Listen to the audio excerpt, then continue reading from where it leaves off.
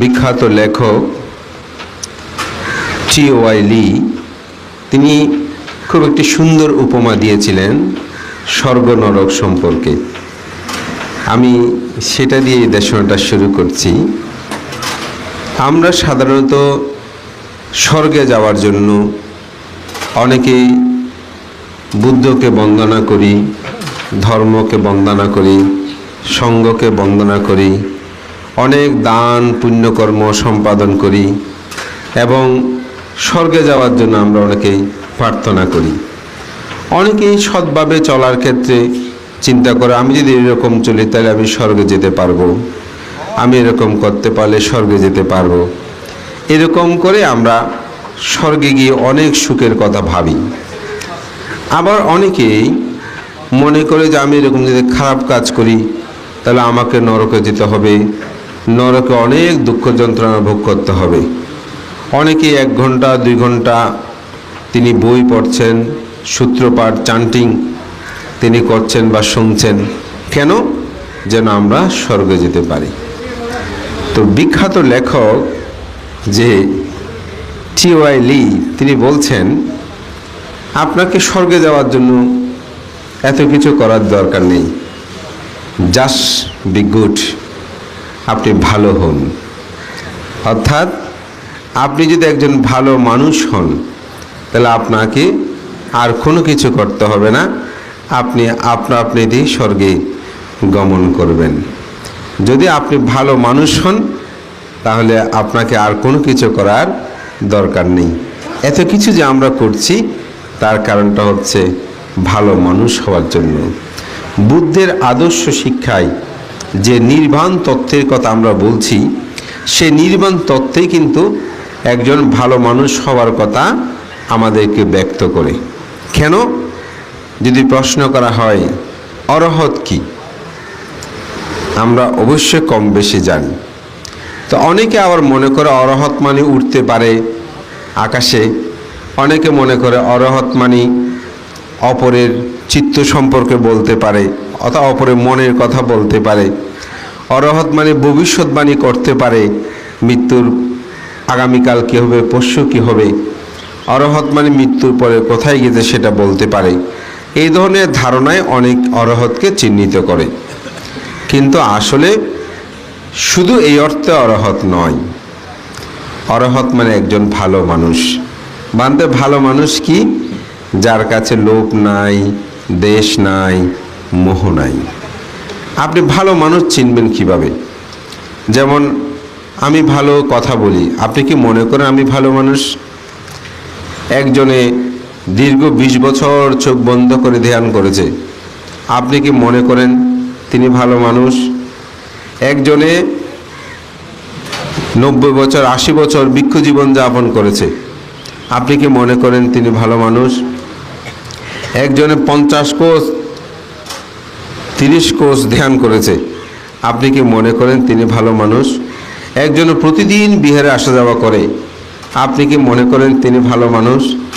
একজনে প্রতিদিন সেই একেবারে 3-4 ঘন্টা প্রার্থনা করে বন্দনা শুরু করলে শেষ করে না, যেমন অনেকে বান্ধে মনে হয় খোদাকে নামিয়ে ফেলবে, বুদ্ধকে নামিয়ে ফেলবে না, আপনি কি মনে করেন তিনি ভালো মানুষ?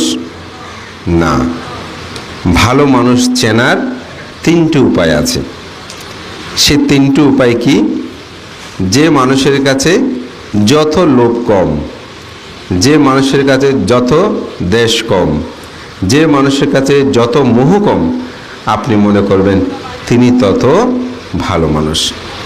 একজন মানুষ 10 দিনের কোর্স করে বাড়িতে ফিরছে, ঘাটায় আগমনীতে ঢুকবে, ঠিক দেখা গেল তার পাশে তার ভাই সেই সীমানা নির্ধারণ করার সময় 1 ইঞ্চি জায়গা তার দিকে ঢুকে গেছে।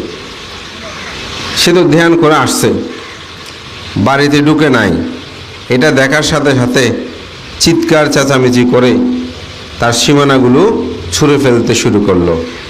তার 10 দিনের ভাবনা হয়েছে। তাহলে ভাবনা করলে কি তিনি ভালো মানুষ? না। ছেঁড়া কাপড় পরলে কি ভালো মানুষ? চিবর পরিধান করলে কি তিনি ভালো মানুষ? সাদা ভূষণ পরিধান করলে কি তিনি সাধক?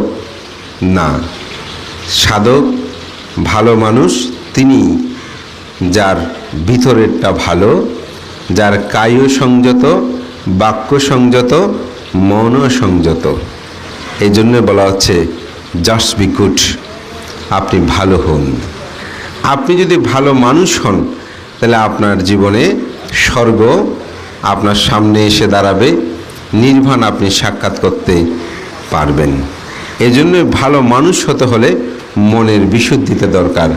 তো এই কারণেই অরহৎ মানে যার চিত্ত বিশুদ্ধ, যে চিত্তের মধ্যে কোনো লোভ নাই, দেশ নাই, মোহ নাই। আমার দেশন আমি একটু উদাহরণ প্রায় সময় দিই। আমাদের একজন বিখ্যাত বৌদ্ধ ভিক্ষু পণ্ডিত, যিনি শিবলী ব্রতকথা অশোক চরিত গ্রন্থ রচনা করেছেন, যিনি সাতকানিয়া তার অন্তর্গত ঢেমসা গ্রামে যিনি পরলোক গমন করেছেন, বিখ্যাত বুদ্ধ ভিক্ষু ব্যক্তিত্ব, সে বিশুদ্ধচার মস্তবীর মহোদয়। তো তাকে একবার এসে একজন বলছে, উনি মেম্বার ছিলেন তখন, তো বলে যে ভান্তে একটা প্রশ্ন করতে চাই, আপনি যদি অনুমতি দেন। বলে যে হ্যাঁ করো। মেম্বার কি বলবে বলো। বলে ভান্তে অমুক বলতেছে, অমুক ভান্তে নাকি আকাশে উড়ে উনি নাকি অরহৎ হয়েছেন। ভান্তে কথাটা কি ঠিক? তিনি কি অরহৎ হয়েছেন? তো ভান্তে চুপ করে আছে। কিছুক্ষণ পরে ভান্তে বলছে, পাখিও তো আকাশ উড়ে, তাই বলে কি পাখি অরহৎ? দেখেন কি সুন্দর কথা বললেন, পাখিও আকাশ উড়ে, তাই বলে কি পাখি অরহৎ? তা আমরা যদি আমাদের সন্তানগণকে শিক্ষা দিই অরহৎ মানে কি, যদি বলে যে অরহৎ মানে হচ্ছে মনের কথা বলতে পারে, অরহৎ মানে আকাশে উঠতে পারে, তাইলে সেই তো কাউকে যখন আপনি অরহৎ বলবেন তখন সে প্রশ্ন করবে, হ্যাঁ অমুক ভান থেকে তো তোমরা অরহৎ বলতেছ, দেখি উনি আকাশে উড়ি কিনা। যদি না উড়ে সে সেটা কখনো বিশ্বাস করবে না। আমার বিহারে এক উপাসক উপাসিকা, ওনারা আমাদেরকে প্রতি মান্থলি ফাং করে। তো না একটা ছোট ছেলে আছে, তো ছেলেটা মাকে বলতেছে, তার বয়স 5 হবে, বোধহয় সামনে স্কুলে দেবে, তাহলে 5-6 জন হবে। সে মাকে বলতেছে, মা তুমি যে বুদ্ধকে এত ভালো ভালো খাবারগুলো দাও, কেন দাও? বুদ্ধ তো এগুলো কিছু খায় না, তুমি আমাকে দাও, আমি খাবো। তো এখন তার মাথাকে চাপিয়ে দিচ্ছে, হ্যাঁ এরকম বলিও না। তো একদিন আমাকে বলতে ভান্তে এই ছেলেটাকে নিয়ে কী করবো জানি না। আমি বললাম কী হয়েছে? ওর বাবা সহ ছিল, অর্থাৎ মেয়েটার বাবা, ছেলেটার দাদু। তো বলতে ভান্তে এখন আমি পূজাগুলো যখন সাজাই, ফল ফ্রুটগুলো তুলি, তো এখন আমার ছেলে আমাকে প্রায় সময় বলে, মা তুমি কেন বুদ্ধকে দিচ্ছ? বুদ্ধ তো এগুলো খায় না, তুমি আচ্ছা আমাকে দিলে আমি খাবো। তো এখন তার মাথাকে হয়তো একটা ডাক দিয়ে চুপ করছে, কিন্তু তার মনের প্রশ্নের উত্তর তিনি দিতে পারছে না। তো আমি ওনাকে বললাম যে আপনি একটা কাজ করুন, বুদ্ধকে দেওয়ার পরে উনি অবশ্য গোটা গোটা দেয়, আমি মোটামুটি আমার বিহারে চেষ্টা করছি এই ফল ফ্রুটগুলো কেটে কেটে না দিয়ে গোটা গোটা করে দেওয়ার জন্য, যাতে অন্যরা নিতে পারে। তাই বললাম আপনি বলবেন বুদ্ধকে উপলক্ষ করে দিচ্ছি, ওই যে বিভিন্ন রাস্তায় এসে মানুষ আসে না, ওনারা ওগুলো খাবে, ওই জন্য এভাবে দিচ্ছি। তা আপনি যদি বলেন বর্তমান সময়ের ছেলেগুলোর প্রেক্ষাপটে আপনি যদি সঠিক না বলে হেড করে ডাক দিয়ে চুপ করে দেন, তাহলে কিন্তু তার প্রশ্নের যে উত্তর খুঁজে না পেলে সেই ধর্মকে ভালোবাসবে না। তাই মনের কথা বলতে পারলে যে তিনি অরহৎ হবেন তা কিন্তু নয়। যদি আপনি সেরকম ব্যাখ্যা দেন তাহলে দেখা যাবে সে মনে মনে গালিমন্দ করবে, মা অরহত্ব মনের কথা নাকি বলতে পারে। আমি ওখানে গিয়েছি যে তখন গালিমন্দ করেছে, কিন্তু অরহত্ব কিছু বলে নাই। ঠিক আপনাকে এই বিষয়টা উপলব্ধি করতে হবে। আমি একটা বাস্তব উদাহরণ দিই। মা ছেলে একটা জায়গায় গিয়েছেন, উনি অরহৎ হিসেবে খ্যাত। তো ওখানে যাওয়ার পর উনি আর ঢুকতে পারছে না, ওখানে 12টার পর হয়ে গেছে। এখন ওনাকে দেখার জন্য 4টা বাজে সময় দিয়েছেন, 4টার পরে ভান্তে দেখা করবেন। এখন ছেলেটাকে নিয়ে গেছে, মা বলছে বাবা তুমি যখন আসছো, ছেলে তো চলে আসতে যাচ্ছে, আধুনিক যুগের ছেলে স্বাভাবিক। তো মা ওকে বুঝালো, উনি আশীর্বাদ করলে তোমার এই হবে সে হবে, উনি অরহত হিসেবে খ্যাত। তারপর উনি মা ছেলে বসে অরহত সম্পর্কে জানতে যাচ্ছে। তো তিনি বলছে অরহতরা সমান চোখে দেখে, ওদের মধ্যে কোনো ধরনের লোভ থাকে না, দেশ থাকে না, ওদের পরিচিত, এই বিভিন্ন ব্যাখ্যাগুলো দিল। এখন ঠিক ঘন্টা 2-1 পরে এদিকে তো সবাই জোট মনে বসে আছে অরহত দেখবেন, একজন সম্পদশালী মানুষ আসলো। আমাদের দেশে যারা দান ধর্ম করে অনেক সময় দানপতি দানবীর একটু অর্থবিত্তশালী। এখন উনি গাড়ি থেকে এসে নেমেই উনি যখন নখ খুললো, সাথে সাথে দরজা খুলে দিল, উনি গিয়ে বান্দের সাথে দেখা করলো। এখন ছেলে তো মহা গরম হয়ে গেল, বলে যে মা তোমার অরহত তুমি দেখো, আমি দেখব না। আমার আসছি সেই 11:30 দিকে, আসতে একটু দেরি হয়েছে, আমরা দেখলাম না, আমাদের জন্য 4টা। এখন এই সম্পদশালী ব্যক্তি দানপতি উনি যখন এসেছেন তখন তার জন্য তো দরজাটা খুলে দিল, উনি গিয়ে দেখে আসছে উনি কেমন অরহত। অরহত তো সমান চোখে সবাইকে দেখার কথা, আমাদের অত অর্থবিত্ত নাই, তাই বলে কি আমাদের জন্য এক ধরনের ব্যবহার আরেকজনের জন্য আরেক ধরনের ব্যবহার, এটা তো হতে পারে না। তো সেজন্য আপনি কারো কোনো বিষয় দেখে আপনি অরহতকে নির্বাচন করতে পারবেন না। অরহতের লোভ দেশ মোহগুলো থাকবে না। এটা যখন না থাকে তখন তিনি সবাইকে সমদৃষ্টিতে দেখেন। তখন ধনী যেই, দরিদ্র যে, লম্বা যে, বেটে যে, পণ্ডিত যে, মূর্খ যে, এখানে কোনো পার্থক্য তার মধ্যে বিদ্যমান থাকে না। এজন্য যিনি ভালো মানুষ, ভালো মানুষের জীবনগুলো হয় এমনই। তাই আপনি ভালো মানুষ হন। ভালো মানুষ হলে স্বর্গ আপনার কাছে এসে দাঁড়াবে। তা আমি একটা গাথা ভাষণ করেছি, গাব্বা মে কি উপজান্তি নিরায়াং পাপা কাম্মিনু সাঘাং সুগতিন ইয়ান্তি পারে নিভ্রান্তি আনাসাব।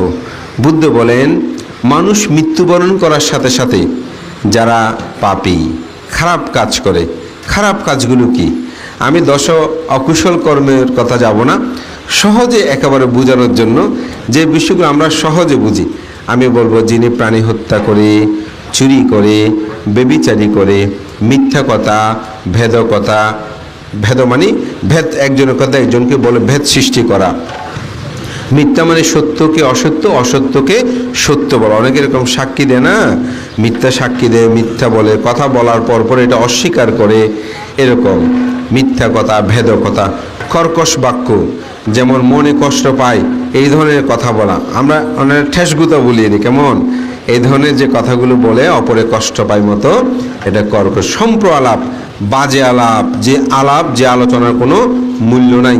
বুদ্ধ দর্শন এগুলো বলছেন, প্রেত কথা, ভূত কথা, যক্ষ কথা, যে কথাগুলোর কোনো মূল্যহীন কথা বলা। যেমন এক ব্যক্তি এসেছেন একজনের কাছে, বলছে আপনাকে একটা খুব গুরুত্বপূর্ণ কথা বলবো। কি গুরুত্বপূর্ণ কথা? বলছে অমুকে আপনাকে নিয়ে একটা বড় ধরনের কথা বলেছে। বলছে দাঁড়াও, তুমি এখন আমাকে যে কথাটা বলবে ওই কথাটা আমি শুনে কি আমার কোনো উপকার হবে? একটু ভালো করে ভেবো, তুমি যে কথাটা বলবে ওই কথাটা শুনে আমার কোনো উপকার হবে কি না, তুমি আগে চিন্তা করো। উনি অনেকক্ষণ চিন্তা করে বলে যে না, আপনার কোনো উপকার হবে না। যে বলেছে তার কোনো উপকার হবে? ভালো করে চিন্তা করো। চিন্তা কর, না, তারও কোনো উপকার হবে না। তুমি যে বলবে তোমার কোনো উপকার হবে? বলে যে না, আমারও কোনো উপকার হবে না। বলে যে এই কথাটা বলিও না, এটা সম্প্র আলাপ, এই কথাটা বলিও না। যে কথা আমার উপকার হবে না, তোমার উপকার হবে না, যে বলেছে তার উপকার হবে না, এই কথাটা বলার কোনো দরকার নাই, প্রয়োজন নেই। আমরা বেশিরভাগ ক্ষেত্রে এরকম কথা বলেছি, যে কথাগুলো আমার উপকার নাই, যে বলছে তার উপকার নাই, যে বলেছে তারও কোনো উপকার নাই। এটাকে বলে সম্প্র, বাজে আলাপ, নেশাদ্রব্য সেবন না করা। এই নেশাদ্রব্য সেবন যারা করে, এই বাজে কথা, সম্প্র এগুলো করে, তারা নরকে উৎপন্ন হয়, মৃত্যুর পরে সে। যারা প্রাণী হত্যা করে না, চুরি করে না, ব্যভিচারী করে না, মিথ্যা ভেদ কর্কশ সম্প্রলাপ শ্রমণ নেশাদ্রব্য সেবন করে না, তারা মৃত্যুর পরে স্বর্গের মধ্যে উৎপন্ন হয়। এটি পৃথিবীর যে মানুষই হোক, এখানে বুদ্ধ ধর্ম সঙ্গতে স্মরণেই তাকে আবরণে রাখতে হবে এমন কোনো কথা নেই। কারণ বুদ্ধের ধর্ম দর্শনে বুদ্ধ বলে নাই আমাকে তুমি পূজা করো, আমাকে তুমি বন্দনা করো।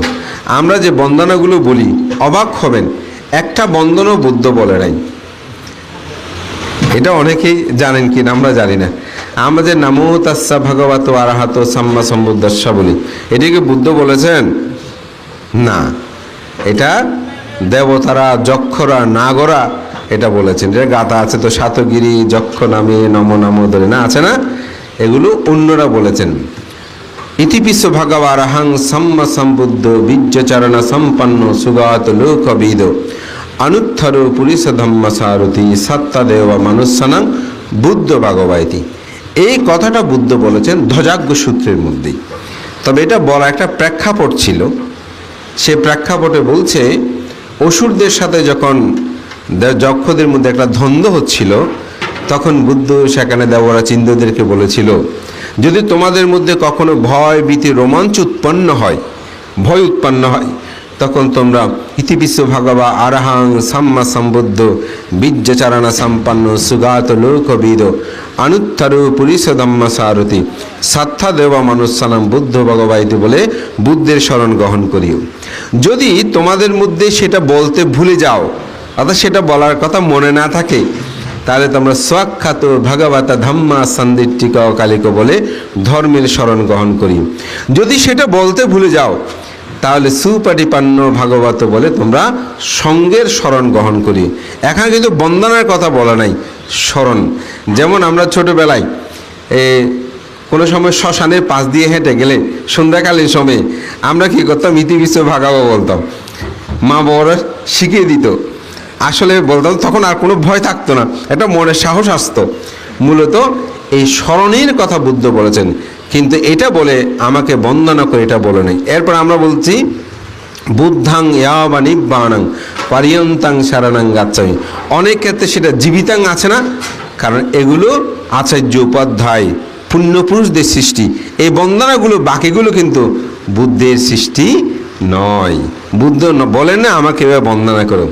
বুদ্ধ শরণ আশ্রয় নিতে বলেছেন, যেমন বুদ্ধাং শরণাং গাচ্ছামি, আমি বুদ্ধের শরণ গ্রহণ করছি। বুদ্ধের শরণ গ্রহণ মানে কিন্তু বুদ্ধ ব্যক্তি নয়, এখানে গুণের শরণ গ্রহণ করা।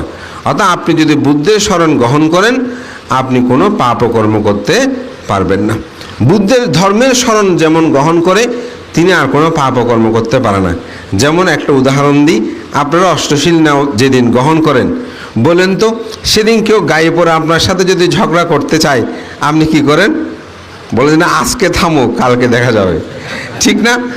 হ্যাঁ, বলে যে আজকে থামো, আজকে কিছু বলবো না। ছেলে মেয়ে এগুলো দুষ্টামি করলেও আমি অষ্টশীল নিয়েছি, তুমি আমার অষ্টশীল ভাঙিও না, আমি তোমাকে কিছু বলবো না। বলেন তো তারা দিনগুলি হিসাব করে আরও বেশি দুষ্টামি করে যে মা আজকে শান্ত। সেটা কেন? ধর্মের শরণ নিয়েছেন। আমি অষ্টশীল নিয়েছি, আজকে আমি ব্রহ্মচারী, সুতরাং আমার কায়ও সংযত, বাক্য সংযত, আমার মনও সংযত। এই জন্য ধর্মের শরণ, সঙ্গের শরণ, একতার ঐক্যতার মার্গ জ্ঞান, নব লোকোত্তর জ্ঞান, সেইগুলোকে অর্জন করার জন্য প্রত্যয়। এই বিষয়গুলো যখন আপনি উপলব্ধি করবেন, তখন দেখতে পাবেন যে এখানে বন্ধনা, অর্ঘ্য, নিবেদন এগুলো করবেন, আমি বলবো না, এগুলো করতে গিয়ে নিজের মধ্যে কি আসে, চেতনাটা জাগ্রত হয়। যেমন বিবাহবার্ষিকী উদযাপন হয়, জন্মদিন উদযাপন করেন, আসলে কি বিবাহবার্ষিকী সেদিনেই বিবাহ না, এটাকে আরও মজবুত করা, এটার ভুলগুলোকে আরও সংশোধিত করে নিজেদেরকে গ্রহণ করে নেওয়া। আমার জন্মদিন উৎসবটা যেন আমার দুর্লভ মানব জন্মটাকে আরও সুন্দর করি, এই প্রত্যয়টাকে এই প্রত্যয়টাকে আরও জাগ্রত করার জন্য কিন্তু এই উৎসবগুলো আমাদের মধ্যে হয়, তাই না? আজকে যে ইউনেস্কো বা বাংলাদেশে বিভিন্ন দিবসগুলো উদযাপন করে, আসলে কি স্বাধীনতা দিবসের স্বাধীনতা কি একদিনের জন্য না, এটাকে আমরা চেতনায় আরও জাগ্রত করি। ঠিক অনুরূপভাবে বুদ্ধকে বন্দনা করা, ধর্মকে বন্দনা করা, সঙ্ঘকে বন্দনা করা, এটা নিজেদের মধ্যে আরও চেতনায় জাগ্রত করা। সেজন্য বন্ধন আপনার আচরণের মধ্যে আপনার স্বর্গ নরকগুলো নির্ভর করে। আপনি যদি ভালো মানুষ হন, আপনি যদি এই পঞ্চশীল প্রতিপালন করেন, দেখবেন মৃত্যুর পরে আপনি অবশ্যই স্বর্গে যাবেন। তো বুদ্ধ ধর্ম দর্শন স্বর্গ এটাকে স্থায়িত্ব দেয় নাই, কারণ স্বর্গ থেকে আপনাকে চ্যুত হতে হবে।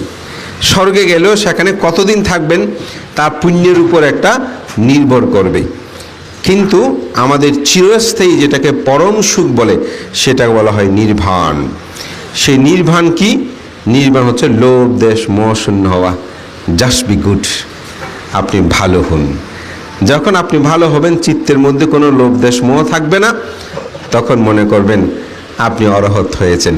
এটা এত সহজ নয়, ভালো মানুষ হওয়াটা এত সহজ নয়। ভালো মানুষ হবার জন্য শীল, সমাধি, প্রজ্ঞা, আর্যাষ্টাঙ্গিক মার্গপথ আমাদেরকে অবলম্বন করতে হবে।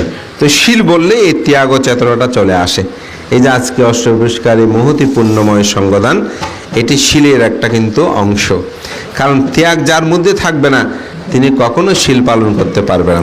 কারণ শীল শুধু আপনার চারিত্রিক গুণ বৈশিষ্ট্যতাই নয়, শীলের সাথে ত্যাগ না থাকে চারিত্রিক গুণ বৈশিষ্ট্যগুলো রক্ষা করা যায় না। যেমন এই মোবাইলটা দেখে আমার খুব লোভ উৎপন্ন হয়েছে। এই ধরনের মোবাইল কোথায়ও নাই, আমাকে কি করতে হবে? চুরি করতে হবে। তাহলে শীলভঙ্গ হবে না? তা আপনি যদি মনে করেন যে না, আমি এই মোবাইলটা চাই না, এটা আমি ত্যাগ করলাম, তাহলে ত্যাগের মাধ্যমে আপনার শীলটা কি হয়েছে? রক্ষা হয়েছে। একজনে আপনার একটা বড় কথা বলেছে, আপনার ইচ্ছা হচ্ছে তাকেও একটা বড় কথা বলি, কিন্তু আপনি বলছেন না, ত্যাগ করি ত্যাগ করি। বলেছে কি হয়েছে? তার বাক্যটা যখন আপনি ত্যাগ করলেন, ওই দান করলেন, তখন আপনি মানসিক সুখে সুখী হলেন, শীলটা প্রতিপালন করতে পারলেন। এই জন্যই এটাকে বলে অ্যাপ্লাইং বুদ্ধিজম, প্রায়োগিক বৌদ্ধ ধর্ম। আমাদের জীবনের প্রতিটি ক্ষেত্রে এটাকে প্রয়োগ করা দরকার। তাই মানুষের জীবনে দানটা দরকার। দান যদি না থাকে, আপনি ত্যাগী হবে না। ত্যাগী না হলে আপনার বাবা মার জন্য আপনি সেবা যত্ন করবেন না।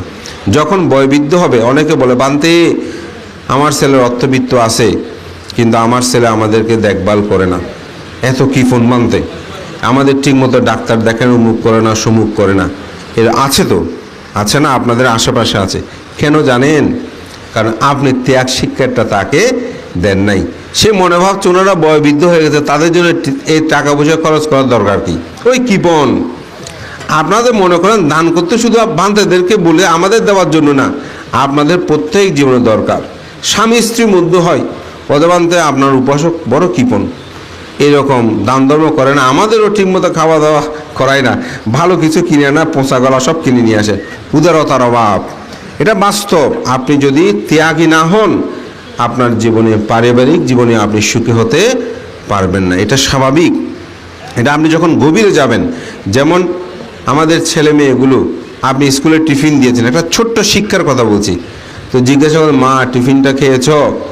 বলছে মা খাইনি। আমাদের স্কুলের পাশে গেটের ওখানে একটা ছেলে দাঁড়িয়ে আছে, তাকে দেখে আমার খুব মায়া লেগেছে। তো সে তখন আমার ব্যাগ থেকে টিফিনটা বের করে আমি দিয়ে দিয়েছি। না খেয়ে কেন দিয়েছ? পিটা শুরু করে দিল। অথচ আপনি ভাবলেন না, আমার ছেলে যদি একবেলা টিফিন না খায় কিছুই আসা যায় না, আমার যথেষ্ট কি আছে, খাদ্য আছে।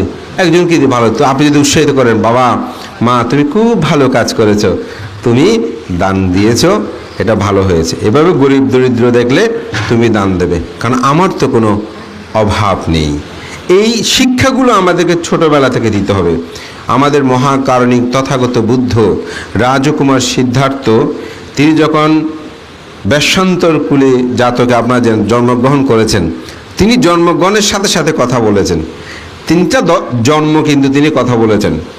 একটা হচ্ছে বেশান্তর জন্মে, একটা হচ্ছে মহ ঔষধ কুমার জন্মে, আর একটা হচ্ছে রাজকুমার সিদ্ধার্থ হয়ে যখন জন্মে। এই তিন জন্মে তিনি জন্মগ্রহণ করার সাথে সাথে কথা বলেছেন। তখন বেশান্তর জন্মে জন্মগ্রহণ করে তিনি কি বলেছেন জানেন? মা আমাকে কিছু দাও, আমি দান দেব। জীবনটা শুরু হয়েছে কিভাবে? তো সেজন্য আমি মনে করি আমাদের ছেলে মেয়েদেরকে দেওয়া। আমি ভাবতাম ইমাং ভিক্ষাং সাপারিক্ষারাম ভিক্ষু সাঙ্গাসা দানাং দেমা বললে তো সঙ্গদান হয়ে যায়। কিন্তু ছোটবেলায় আমাদের মা বাবারা এই ছোটদেরকে দিয়ে হাতে ধরে ধরে ভান্তেদের কেন গুছিয়ে দেওয়ার শিক্ষাটা দিয়েছেন? কারণ তার মধ্যে যেন ত্যাগ হয়। টাকা বাবা দিচ্ছে পকেট থেকে, কিন্তু ওকে বলছে এটা হাতে নাও, এটা দক্ষিণের ওখানে দাও, মাথায় কপালে টেকে তার দিয়ে টাকাটা দেওয়া আছে। কেন দিয়েছে? তার মধ্যে যেন সেই চেতনাটা জাগ্রত হয়। শিক্ষাগুলো সেভাবেই আমাদেরকে দিতে হয়। তো আজকে আমাদের উপাসক দিলীপ কুমার বড়ুয়া মহোদয়, তিনি যদি ত্যাগ শিক্ষা না দিতেন, তার সন্তানরা এই আয়োজন করতো না। তারা ভাবতো কোনো রকমে করে ফেললে হয়ে গেল, কিন্তু সেটা না করে তাদের পিতার অগাধ যে ত্যাগ বিত্ততায় তাদের জীবন সমৃদ্ধতা, সেটিকে তারা উপলব্ধি করে না। আমার পিতার জন্য মহান ভিক্ষু সংঘকে, বরেণ্য ভিক্ষু সংঘকে আহ্বান করে আমরা এই দানাদি কর্ম সম্পাদন করুন। এটি সে ত্যাগ শিক্ষা দিয়েছে বলে আজকে তার সন্তান, তার পরিবার এই শিক্ষাটা লাভ করেছে। এজন্য ত্যাগ ধর্মটা অবশ্যই দরকার, শীল সম্পদটাও দরকার এবং ভাবনাময় জীবনটা দরকার। তবে সেটা ভালো মানুষ হওয়ার জন্য, কাউকে দেখানোর জন্য নয়। বুদ্ধ বলছেন সুখ মাত্তায়াতা লোকে আতপেত্তায়াতা সুখা, সুখ সামায়াতা লোকে আত ব্রহ্মায়াতা সুখা। জগতে মাতৃভক্তি সুখকর, পিতৃভক্তি সুখকর, সাধু সৎপুরুষ ভক্তি সুখকর। আজকে এই পরিবার তারা পিতৃভক্তির মাধ্যমে সেই সুখময় কর্ম। সর্বশেষ সবাইকে আহ্বান রাখবো, যাদের মা বাবা জীবিত আছেন, মৃত্যুর পরে নয়, জীবিত থাকতে তাদেরকে সেবা করবেন, শ্রদ্ধা করবেন, সম্মান করবেন। তারা যেন কোনো কারণেই অবহেলিত না হয়। তার জন্য কোনো বিশাল ধর্মশাস্ত্র জ্ঞান পড়তে হবে না, লোকজিৎ ভান্তে, সংগ্রাজ ভান্তে কারো দেশনা শুনতে হবে না। আপনি শুধু নিজেকে উপলব্ধি করবেন, আমি আমার সন্তানের জন্য জীবনের সমগ্র অর্জিত সম্পদ আমি দান করার জন্য প্রস্তুত, নিজের জীবন দেওয়ার জন্য প্রস্তুত। আমার বিহারে আপনারা যারা গিয়েছেন দেখবেন বৌদ্ধ রুমের ঠিক একটু পাশে আমার রুমটা। মাঝে মধ্যে আমার রুমের দরজাটা যখন খোলা থাকে, অনেক মা বাবাকে আমি প্রার্থনা করতে দেখেছি, বুদ্ধ আমার জীবন নিয়ে নাও, তবু আমার সন্তানের অসুখটা যেন ভালো হয়। এই অভাব, এটা বুদ্ধ ধর্ম দর্শনের মূল বিষয় না। এই প্রার্থনার দ্বারা কিছু হবে তা না, কর্মই কর্মফল। কিন্তু আমি এখানে একটা অনুভূতির কথা বলছি যে একজন মা, একজন বাবা, তিনি তার নিজের জীবনের বিনিময়ে সন্তানের জীবন কামনা করে।